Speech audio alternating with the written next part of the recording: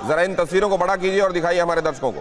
यहाँ देखिए, ये मुर्शिदाबाद से हंगामे की खबर है। इससे पहले मुर्शिदाबाद से ही हंगामे की बात सामने आई थी, जहाँ टीएमसी और वामपंथी आपस में भिड़ गए थे। सीपीएम के कार्यकर्ता और टीएमसी के कार्यकर्ता आपस में भिड़ गए थे। और अभी खबर आ रही है कि हुमायूं कबीर की जो अभी जनता उन्नयन पार्टी उन्होंने बनाई है, वो और टीएमसी के कार्यकर्ताओं के बीच में झड़प की खबरें हैं। तो आप ये कह रहे थे गौतम दा कि असल में वामपंथी भी अगर फिर से एक्टिव दिखाई दे रहे हैं, बेशक झड़प में ही दिखाई दे रहे हैं, तो ये लग रहा है कि वो क्या लौट रहे हैं क्या वापस? तो यहाँ तो हुमायूं कबीर वाले भी भिड़ गए। हाँ, क्योंकि मुर्शिदाबाद में तो हुमायूं कबीर अलग से पार्टी बनाया और वो तृणमूल का मुस्लिम मतदाता को तोड़ने में कुछ कामयाब हो रहा है लग रहा है, इसीलिए झड़प हो रहा है। जैसे वामपंथी के साथ जो झड़प हुआ, पहले कब तो हम तो सोचते नहीं, पहले टीएमसी और भाजपा होता था। ये पहली बार देख रहा हूँ कि मालदा में टीएमसी और सीपीएम में हो रहा है। मेरे पास कुछ ऐसी जानकारी है कि उत्तर बंगाल में, नॉर्थ बंगाल में कुछ हुमायूं कबीर कुछ कह भी रहे हैं, जरा सुन लेते हैं। ये लोग कौन है? ये लोग कौन है? वो चोर है, चोर है। कि आपने बॉम्बिंग किया है, ये लोग आरोप उठा रहे हैं बॉम्बिंग।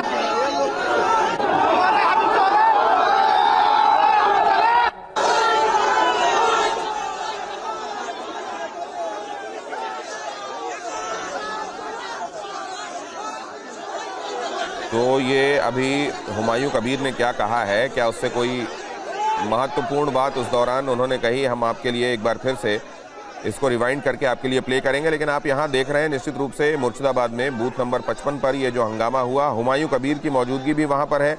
हुमायूं कबीर के होने की वजह से, हुमायूं कबीर के पहुँचने की वजह से ही क्या ये मामला इस तरीके से एग्रेसिव हो गया, या पहले से ही लोग चार्ज अप थे और हुमायूं कबीर के पहुंचने के बाद वो और ज़्यादा एग्रेसिव हो गए? ये एक महत्वपूर्ण बात है। लेकिन क्या हुमायूं कबीर को लोगों से वहां शांति की अपील करते हुए सुना गया या नहीं, ये भी हम आपको बताएंगे। लेकिन गौतम दा ये कह रहे थे कि इस बार ये लग रहा है कि एसआईआर के, ये एसआईआर का साइड इफेक्ट आप देख रहे हैं, ये एसआईआर का एक इफेक्ट है कि वो पार्टियां जो समझी गई कि अब फ्रिंज में भी नहीं है, वो वापस लौटती दिखाई दे रही हैं आपको, या एंटी इनकम्बेंसी की वजह से ये दिखाई दे रहा है?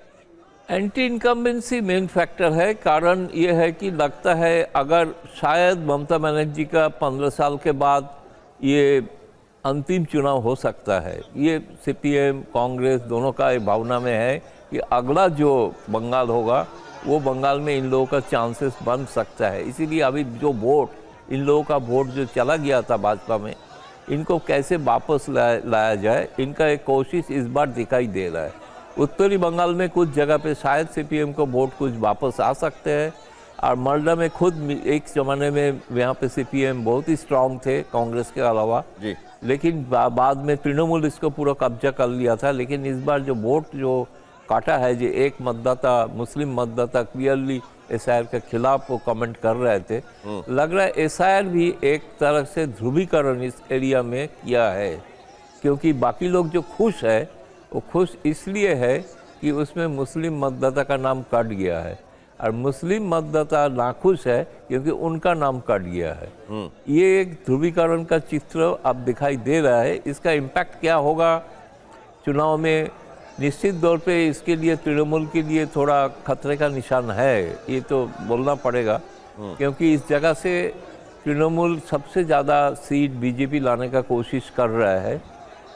इस जगह पे अगर वो ज़्यादा सीट 70, जो इसको करीब 50-60 तक सीट मिला था पिछले चुनाव में, ये अगर 70-80 तक ले जाएंगे तो शायद बीजेपी को 100 का आंकड़ा पार करना सुविधा होगा, बंगाल में हो सकता मामला दिखाई दे रहा है। लेकिन तृणमूल कांग्रेस के लिए थोड़ा बहुत नुकसान जो यहाँ पे हो रहा है, कहाँ से वो उत्तरी बंगाल में वो मेकअप करेंगे अभी तक दिखाई नहीं दिया है। कुछ जगह पे, एक दो जगह पे हो सकता है, बहुत जगह पे बहुत ज़्यादा सीट, मालदा मुर्शिदाबाद बहुत ही ज़्यादा सीट मिला था, 22 में 20 मिला था। ये 22 में 20 इस बार मिलना निश्चित तौर पे डिफ़िकल्ट है, क्योंकि हुमायूं कबीर जैसे तोड़ने का कोशिश कर रहा है ममता का वोट बैंक, जिसके कारण ही जो झड़प हो रहा है। तो ये एक बहुत ही दिलचस्प बात है। देखना पड़ेगा कि बंगाल में जो चुनाव शांतिपूर्ण होता नहीं था, इस बार कम से कम शांतिपूर्ण हो रहा है। झड़प के अलावा, ईवीएम मशीन का खराब के अलावा और कोई ज़्यादा ऐसे बहुत ही बुरी खबर अभी तक आया नहीं है। 159 16 जिला में वोट हो रहा है। 16 जिला में वोट हो रहा है, मतलब वोटर्स का आधा वोटर वोट दे रहा है। फिर भी बहुत ज़्यादा हंगामा नहीं हो रहा है। अभी तक पुलिस को कोई लाठीचार्ज नहीं करना पड़ा। इसलिए ये लगता है कि लोग शांति से अपने दिमाग से, कुछ लोग कहा भी है हम जो चाहेंगे उसी को वोट दे पा रहा हूँ, दे रहे हैं। कुछ लोग कहा है कि हम अंदर जाके देखा कि शांति से बूथ का अंदर भी शांति है, कोई झड़प नहीं है। तो ये एक निश्चित दौर पे एक जो चीज, नहीं गौतम दा, लेकिन आपने भी ये बात कही, अभी कुछ देर पहले हर्षवर्धन थे, हर्षवर्धन कह रहे थे कि 77 से ऊपर ले जाने की बात उन्होंने कही थी। आप भी कह रहे हैं कि अगर ऐसा होता है और ये जो फर्स्ट फेज है, इसको अगर भारतीय जनता पार्टी का प्रदर्शन अच्छा रहता है तो 100 के पार जाने में उनको, 100 के आसपास जाने में उनको सुविधा रहेगी, उनके लिए मतलब इजी हो जाएगा। मैं ये जानना चाह रहा हूं कि आप दोनों की बातों में वो इंडिकेशन क्यों नहीं मिल रहे हैं भारतीय जनता पार्टी के लिहाज से, जो सरकार बनाने के लिए जरूरी आंकड़े की तरफ दिखाई दे? देखिए, इसके कारण ये है कि पहले 2021 में आपको याद होगा भाजपा का नारा था इस बार 200 पार, इस बार नारा ही था 170।